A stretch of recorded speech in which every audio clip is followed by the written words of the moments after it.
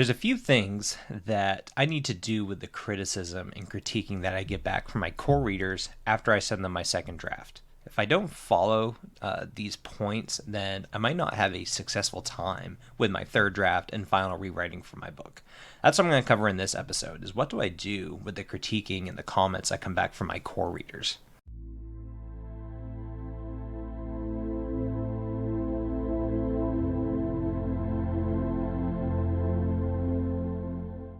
Hi everyone, my name is Alex Shagir. You probably know this by now, but I am an epic fantasy writer, and I'm excited to be sharing my writing thoughts with you on how I make my books, and then pretty soon have my books for you to read. Thank you for your support so far. Please like, subscribe, comment, get yourself involved anyway to support this channel and support my writing. It is greatly appreciated. In my last episode, I covered how I select my core readers.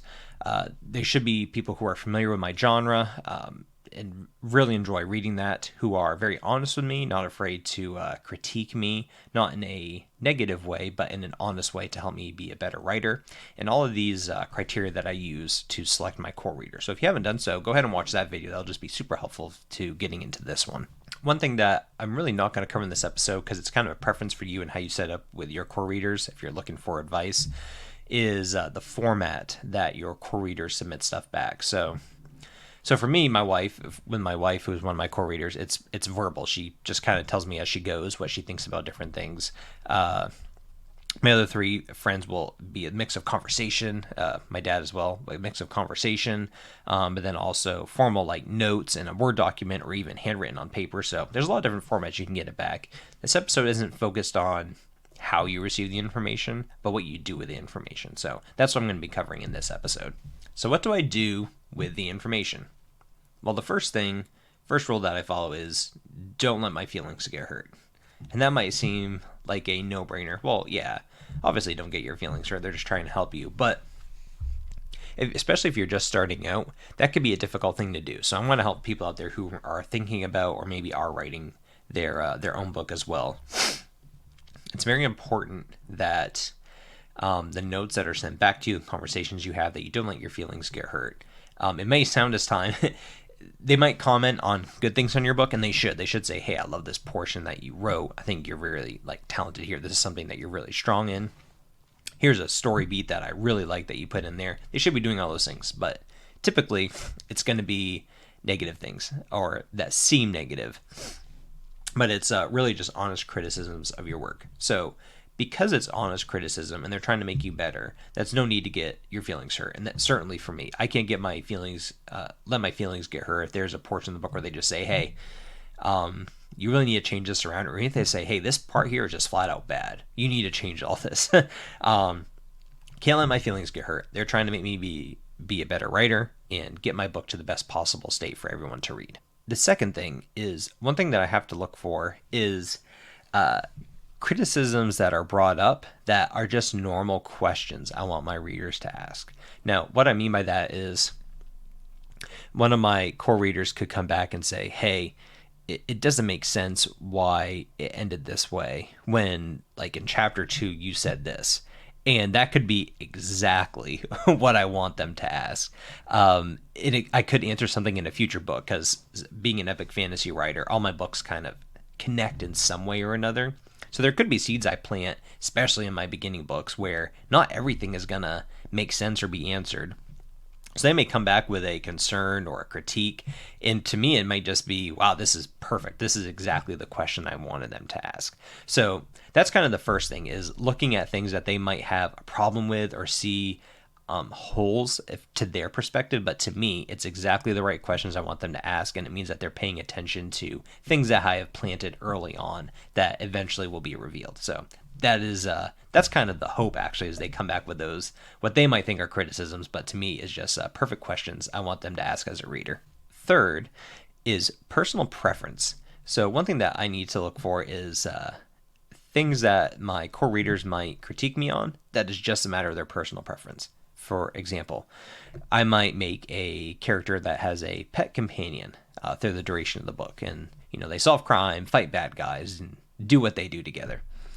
And one of my core readers might have a very big issue with a pet companion relationship. Maybe they just don't like books that have had it in the past, had a bad run-in with the pet one day, whatever the situation. They just might not like that setup. And so throughout the book, they might not outright come out and say, hey, get rid of the pet. But they might say things along the way like, it doesn't really make sense that the pet would know this about their owner. And just kind of subtle things that come through that I gleaned from that, oh, they don't really like the pet in general just because they don't like pets or this form of companionship in a book. And that can be taken as a sign that it's just a personal preference to them. And not to be rude to them or mean to them, but those can be largely ignored. The only way that they can really come up and be of interest to me is if there's a legitimate complaint, especially when it's matched against maybe a similar critique from another one of my core readers. Then I can kind of link those up. But yeah, personal preference is definitely something to keep an eye out for. Could be a specific style of writing that they look for, like maybe they want a particular action scene played out a certain way just because that's how they like to see a certain action sequence. It might not necessarily be that the way I write it is poorly written.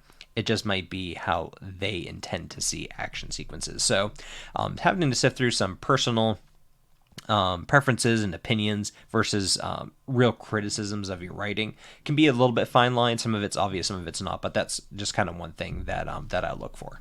I touched on this slightly in my last point, but for point 4 is look for similar criticisms across your core readers. So if I get to chapter 3, paragraph 3, sentence 3, if I get to a specific point in my book and there is,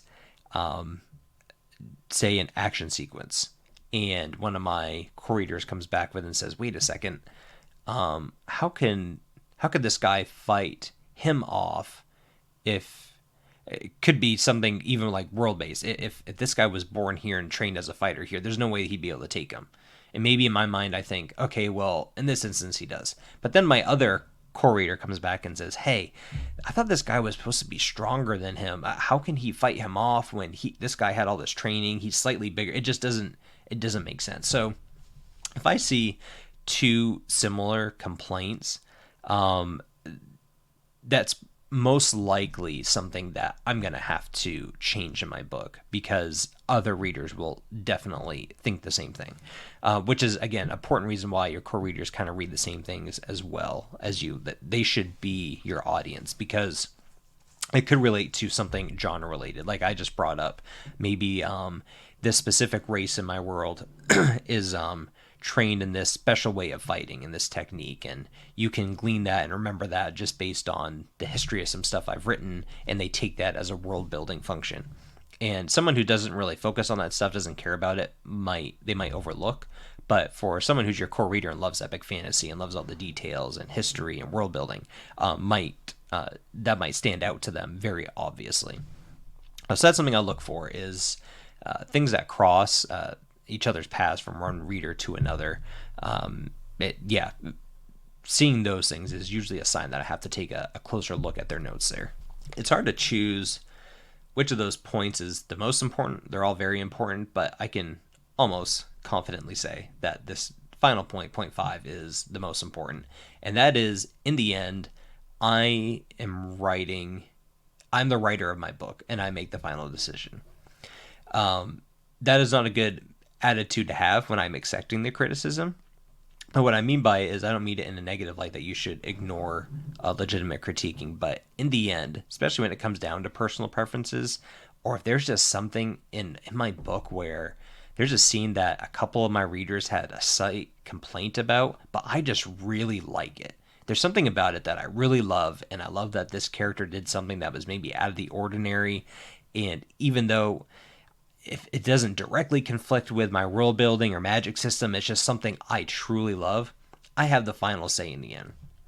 Now for me, 99% of the time, I want to write what's going to be best for my readers. And I would say the vast majority of the time, it would coincide with my personal opinions. But one example that I can think of maybe that's probably a little bit more true than just a detail in a fight scene is at the end of a book, I may want to have one of my maybe beloved characters die. because I think that it would be like just emotionally wrenching and just a really well written, crafted ending that will make people sad, maybe angry at the end. And my readers might come back to me and say, "Hey, listen, I know you meant for it to be like sad, and it was sad, but I just don't want to see this character go. I think it's really bad for the book series. I think you need to keep this character around." And for me, while people might enjoy reading future books with this character in it, I might just have to say, listen, in the end, I need this character to die because I think it's just going to hit home a lot harder. And I can weave in future books, different things that to even expound on that and make it even more hard hitting. So I'm going to go with it this route, even though you couple kind of disagree with it. So in the end, I'm writing for myself. Definitely still need to take the criticism, and definitely 99% of the time will take their opinions into consideration and want to make sure I have the best book possible.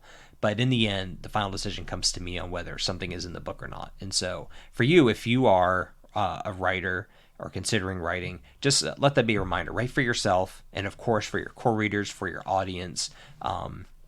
But in the end, write a book and make the decisions that you want for your book. I think that's very important. It is a fine line. You don't want to write everything for yourself, but there are some things that might be worth keeping. So that wraps up this episode.